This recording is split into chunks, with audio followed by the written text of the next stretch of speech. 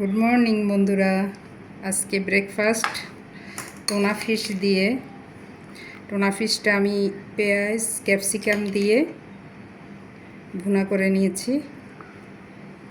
এখন এটা দিয়ে পরোটা দিয়ে রোল করে নেব। পরোটাটা একটু লম্বা করে ভেজেছি যেন রোল করতে সুবিধা হয়। এখন সালাদ দিয়ে দিলাম, লেটুস পাতা, শসা, গাজর দিয়ে দিচ্ছি, মায়োনাইজ, বিখ্যাত মায়োনাইজ আমার বানানো,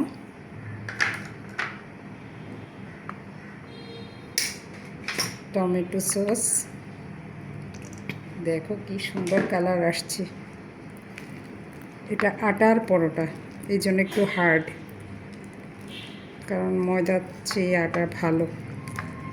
রেডি বন্ধুরা আমার রোল। Okay, by.